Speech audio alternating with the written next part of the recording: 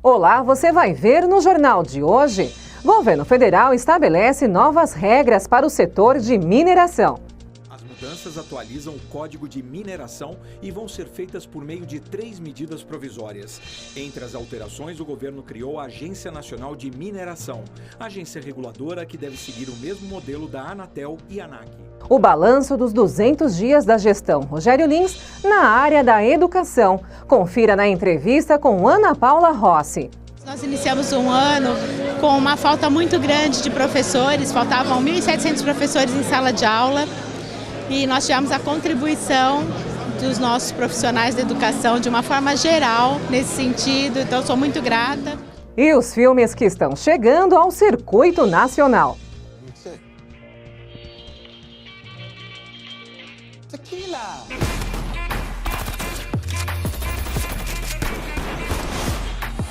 É agora no Câmara Notícias.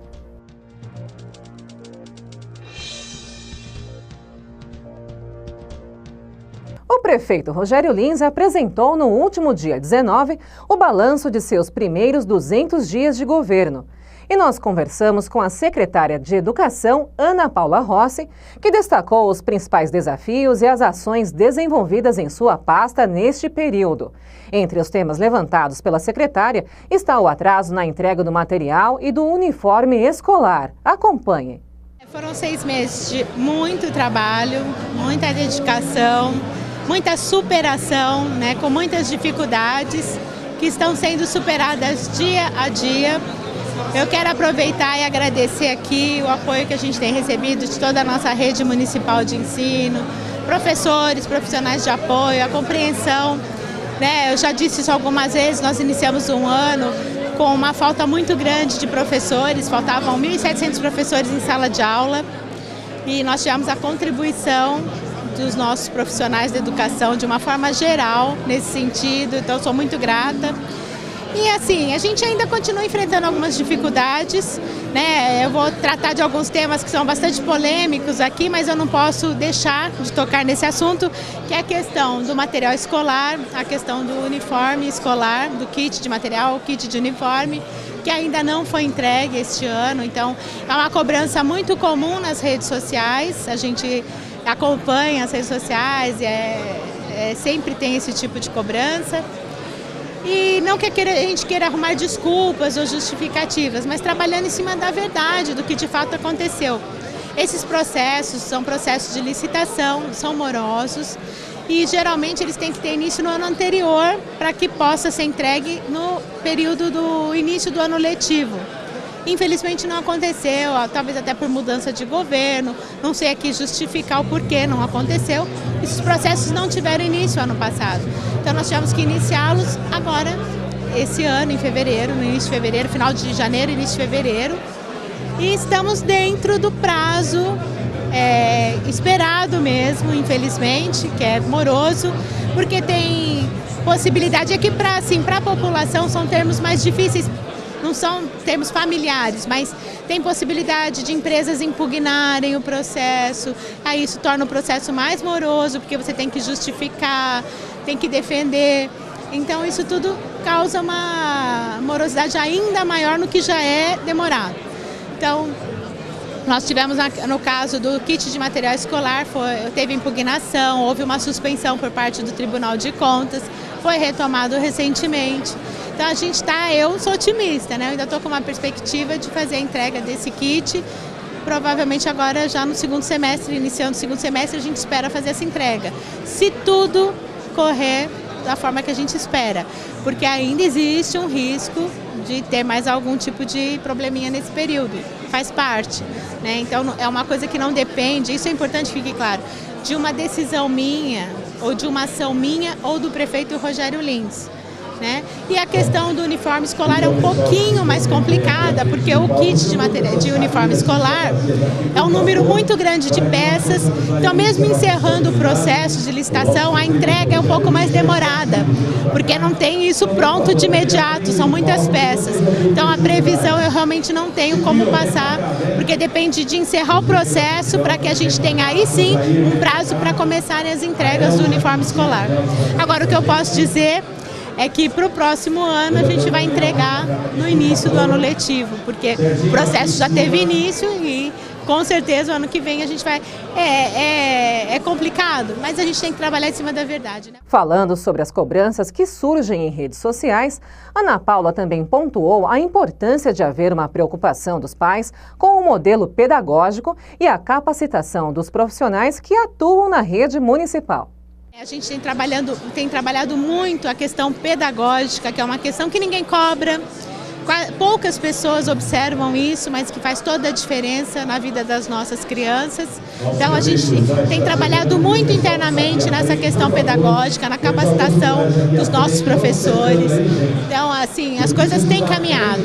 É que as pessoas têm uma cultura de geralmente só observar aquilo que é palpável. Então, kit de material escolar que é importante, é fundamental, uniforme escolar, mas a parte que também é importantíssima, que é a questão pedagógica, a questão do ensino, do aprendizado, poucas pessoas, eu quase não vejo nas redes sociais questionamentos com relação a isso.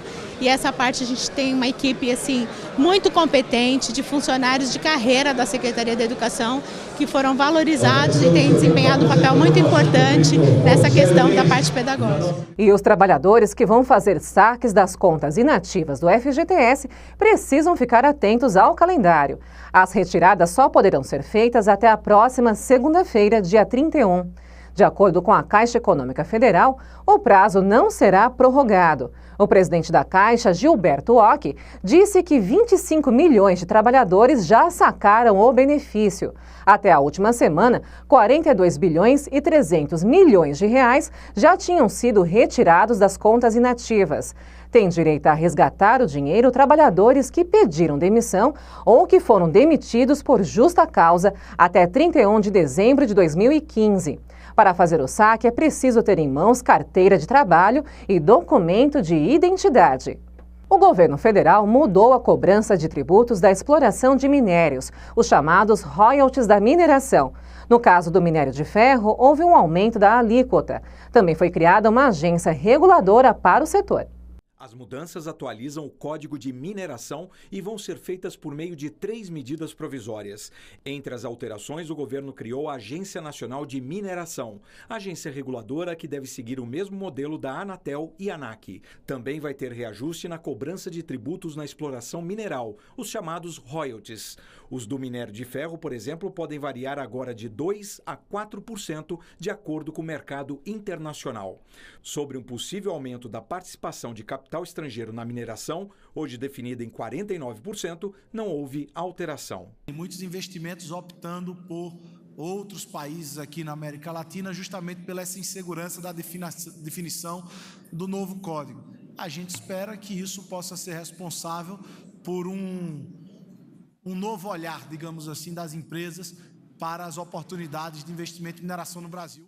O Instituto de Estudos de Saúde Suplementar alerta para um desafio que o setor vai enfrentar nos próximos anos: o desequilíbrio financeiro das operadoras provocado pelo envelhecimento da população. Dona Aida gasta uma boa parte da aposentadoria com plano de saúde. Ou a gente come ou paga o plano de saúde. Realmente está muito pesado. Muitos anos eu não precisei, mas agora que eu precisei está valendo a pena. Os planos funcionam num sistema de mutualismo, ou seja, os mais jovens pagam além do custo real para que os mais idosos tenham mensalidades mais acessíveis. Mas em 2016, o número de idosos com planos cresceu 1,6%. O Instituto de Estudos da Saúde Suplementar espera que a população acima de 59 anos com plano de saúde salte de 12,3% para 20,5% em 2030. Com a proporção de um jovem para cada idoso, os planos poderiam ficar inviáveis. Nós temos que equacionar o que vem em decorrência disso. Veja que envelhecer é ótimo. Nós temos que saber que consequências traz para a sociedade e atuarmos em antecedência. Com a recessão e o desemprego, mais de 1,5 milhão de pessoas cancelaram os planos de saúde. Mas, apesar da perda, as operadoras conseguiram elevar os ganhos. Em 2016, o lucro líquido aumentou 66% e a receita das empresas subiu 12%. Por outro lado, o reajuste de preços ao consumidor foi acima da inflação. As mensalidades de alguns planos coletivos aumentaram até 40%. As pessoas estão desempregadas, a renda diminuiu, a renda do trabalho diminuiu, as pessoas estão com graves problemas de saúde e essas empresas se colocam como as vítimas desse processo. E no próximo bloco, o combate ao tráfico de pessoas é a campanha Coração Azul. A exploração sexual é uma das principais atividades do tráfico de pessoas, mas o crime não se restringe a isso. Outras formas de exploração estão ligadas ao trabalho forçado e à remoção de órgãos. E Osasco pode ganhar fundo para a segurança pública. Não saia daí, é depois do intervalo.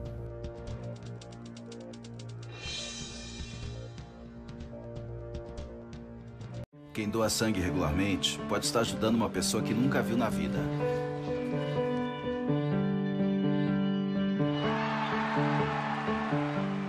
Ou alguém que acabou de começar a viver. Pode estar ajudando quem já passou por muita história. Ou alguém que ainda tem muitas histórias para contar. Pode estar ajudando quem está torcendo para realizar um sonho.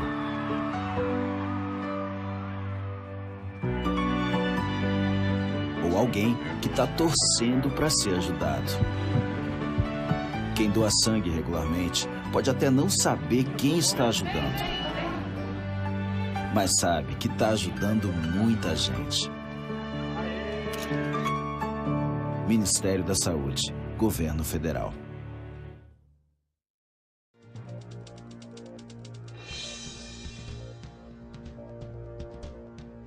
E o estado do Rio de Janeiro aderiu à campanha Coração Azul.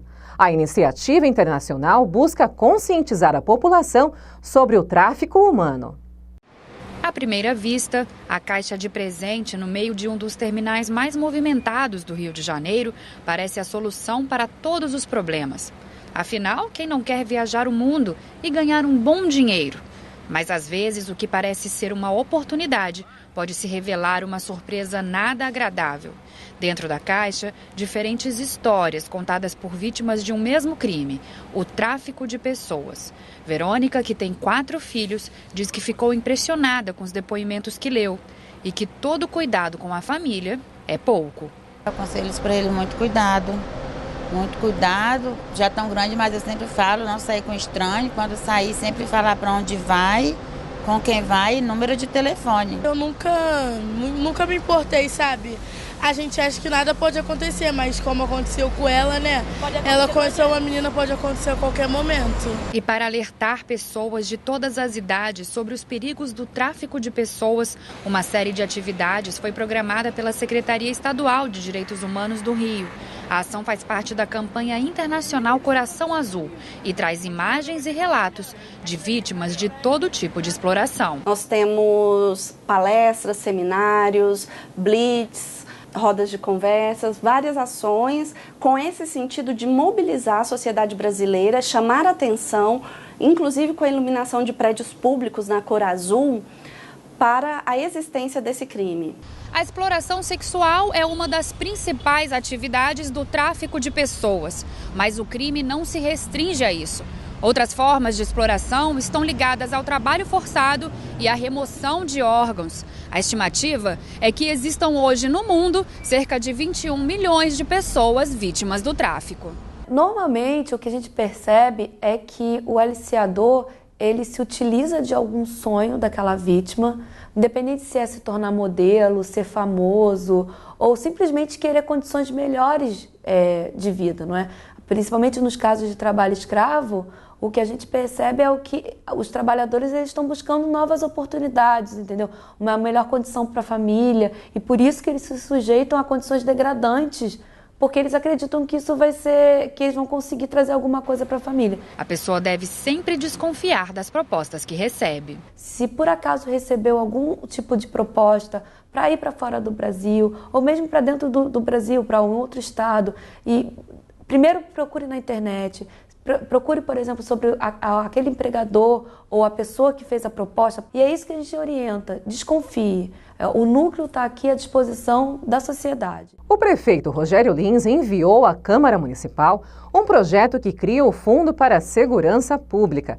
A finalidade do projeto é obter mais recursos por meio de parcerias e poder melhorar os investimentos nas ações desenvolvidas na segurança pública no município. Se o projeto for aprovado na Câmara, a Prefeitura se compromete a transferir anualmente 1% do orçamento da Secretaria de Segurança para a conta que será aberta em nome do fundo. Uma moeda como o dólar, o real, o euro, só que virtual. Os investimentos em moedas digitais, como o Bitcoin, têm atraído muita gente. Elas ainda não são regulamentadas no Brasil, mas precisam ser declaradas à Receita Federal. O uso do dinheiro vivo está cada vez mais incomum. As cédulas, que já vinham perdendo espaço para os cartões de crédito e débito, agora concorrem também com formas de pagamento online e com as moedas virtuais ou criptomoedas. A criptomoeda funciona como uma nota de papel, só que totalmente virtual. Basta um clique e o dinheiro é transferido de uma pessoa para outra em poucos segundos, sem taxa e sem limite de valor. Para que, por exemplo, uma compra online possa ser feita, né, na internet, a loja tem que ter uma carteira e você também tem que ter uma carteira. Essa carteira ela não tem vínculo nenhum com seu nome, com seu CPF, com sua data de nascimento, com seu e-mail, com nada. Há 3 meses, Eduardo começou a investir em CryptoCoin, uma moeda virtual criada no ano passado. Ele diz que, além da valorização, ele vê outras vantagens na moeda virtual, como a facilidade na negociação. Você consegue transacionar de uma maneira rápida, não tem burocracia, não precisa ir em caixa eletrônica, você não precisa pagar taxa para sacar. Em segundos você já consegue transferir de um estabelecimento para o outro, de uma pessoa para outra. É o que pensa também o dono deste hostel, que fica em Salvador. Ele ficou sabendo sobre as moedas virtuais há 1 ano. Desde então, baixou uma carteira virtual e começou a aceitar o Bitcoin como forma de pagamento. Agora, ele nem pensa em gastar ou vender a moeda, que hoje está cotada em mais de R$8.000. A gente está aguardando, né, para um momento oportuno, porque o Bitcoin ele por enquanto ele só está crescendo. Apesar do entusiasmo dos investidores, as moedas virtuais ainda não são regulamentadas em muitos países, inclusive no Brasil. Neste ano, a Receita Federal passou a reconhecer que a moeda virtual deve ser declarada no imposto de renda. Mas como a moeda não pode ser rastreada, o governo não consegue fiscalizar e nem fazer qualquer tipo de regulação de preço. Em ser uma moeda que não tem origem, ou seja, ela não é lastreada em nenhum estado soberano, fica muito complicada a fiscalização e o acompanhamento do tráfego de informações desse sistema financeiro virtual, né? E isso causa, de certa forma, um receio, né, na economia como um todo. O Brasil tem hoje 16 milhões de vegetarianos e 6 milhões de veganos, gente que abre mão dos produtos de origem animal na alimentação, e o mercado se prepara para atender melhor esse público. Lucas decidiu seguir a dieta vegetariana no fim do ano passado, por influência da amiga Kelly. Apesar do pouco tempo, ele garante que é um caminho sem volta. Quanto mais você começa a transitar por esse caminho, você vai descobrindo outras opções, outras possibilidades. Então, ser sem volta é uma coisa muito fácil. O jeito de pensar de Lucas, quando o assunto é alimentação, está cada vez mais comum no país e no mundo. O crescimento no mercado vegetariano e vegano é uma tendência. Segundo pesquisa realizada pelo Ibope em 2012, o Brasil tem cerca de 16 milhões de vegetarianos, ou seja, aquelas pessoas que não consomem carne, mas se alimentam de ovo, leite e seus derivados. Desse total, a Sociedade Vegetariana Brasileira acredita que de 3 a 6 milhões são veganos, ou seja, aquelas pessoas que não consomem nada de origem animal. Cada vez mais a gente percebe a preocupação, não só assim com a produção, né, dos alimentos, mas também com a questão do sacrifício animal, né, uma vez que eu acho que nós somos responsáveis por isso. Eu acho que nós temos que ter essa consciência e este despertar o quanto antes, né? Por este motivo, a Sociedade Vegetariana Brasileira lançou um novo setor de desenvolvimento comercial para ajudar restaurantes e lanchonetes. Nós criamos um departamento para auxiliar os restaurantes para que eles possam atender de forma fácil, tranquila e, claro, com muito sabor, porque isso é uma coisa que a gente sempre comenta. A comida vegana é muito saborosa quando bem feita. Fernanda Ferreira, a Fernandinha, é a nova levantadora do Madeiro CWB, time de vôlei de Curitiba. Campeã olímpica em 2012 pela seleção brasileira. Vegana há 5 anos. No início, quando eu me tornei vegana, eu não me preocupei se ia ser suficiente a minha alimentação ou não para conseguir me manter em alto rendimento. Mas porque eu me tornei vegana pelos animais. Mas logo depois, estudando, comprando livro, conversando com nutricionistas que já atuam nessa área, eu descobri que não só é possível, mas como a gente tem benefícios também. E você vai ver em instantes. 40% das crianças brasileiras até 14 anos estão em situação de pobreza. É o que aponta a Fundação Abrinq. No Maranhão, 1/3 das crianças e adolescentes entre 0 e 14 anos vivem com menos de 1/4 do salário mínimo, segundo o relatório da Fundação Abrinq. O estado é campeão em extrema pobreza. As estreias desta semana no cinema e o show da companhia de stand-up em Osasco. E aí, Osasco e região, tudo bem? Parece que vai ter show de stand-up aí na quinta-feira, ou não? Sim, dia 27/7, no Teatro Municipal Glória Giglio. Não perca, é no último bloco.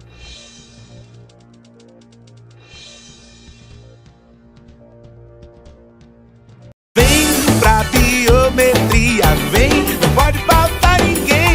A cidadania está na ponta do seu dedo também. A digital de cada um faz a diferença. Vem, você escolhe a dedo e volta muito bem. Por isso mesmo não pode faltar ninguém. Vem pra biometria, vem. Acesse o site da Justiça Eleitoral e se informe sobre a biometria no seu estado. Não pode faltar ninguém.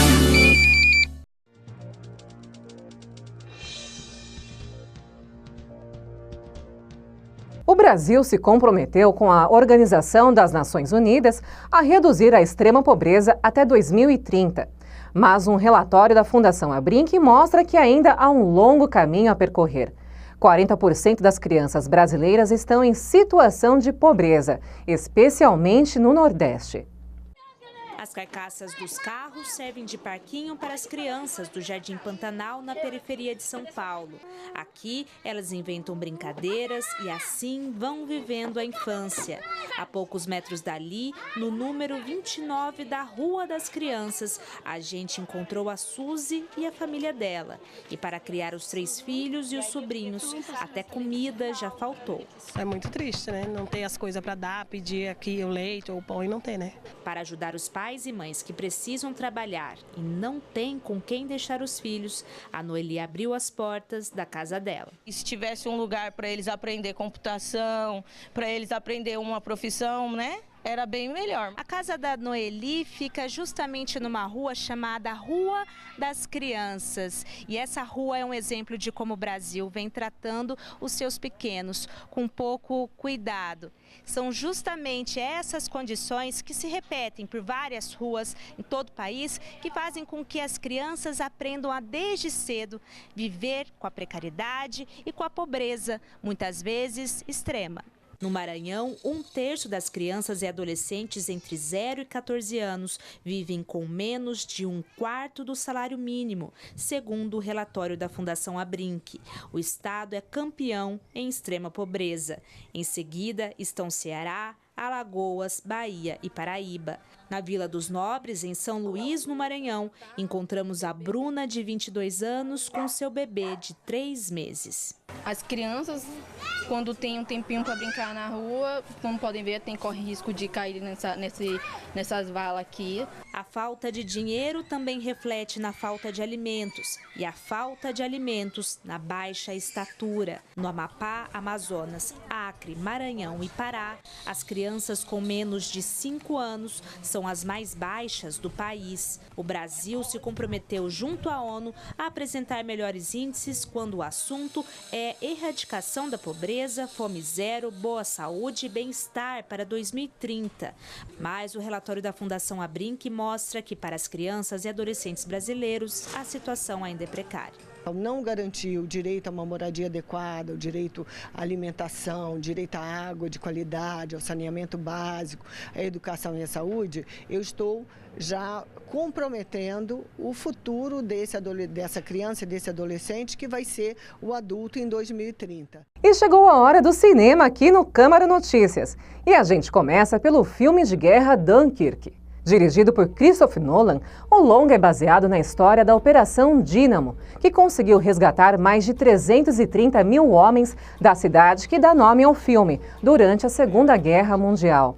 A operação envolvia a retirada da Força Expedicionária Britânica e de outras tropas aliadas do porto de Dunkirk, cercado pelas forças nazistas, que naquele começo de guerra já invadia os Países Baixos e o norte da França. No elenco, veteranos como Tom Hardy, Kenneth Branagh, Mark Rylance e estreantes como Harry Styles, ex-integrante da banda One Direction.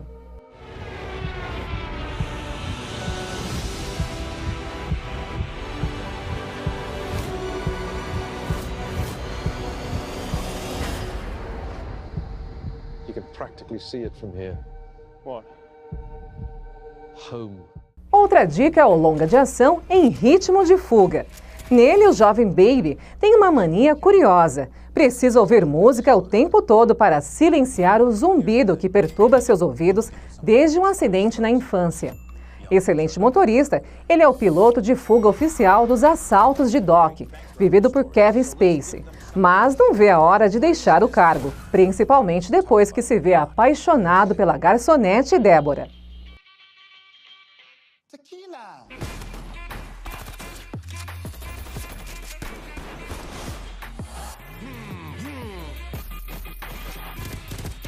That's some Oscar shit right there. I'm sorry, ma'am.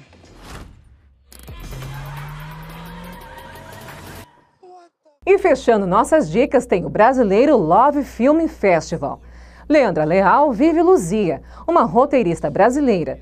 Ela conhece um ator colombiano em um festival de cinema e os dois se apaixonam.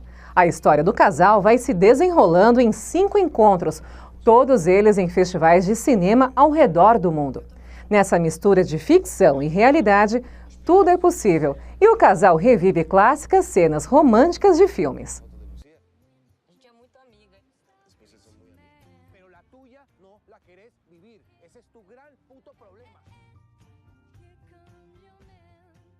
O amor é sempre uma surpresa.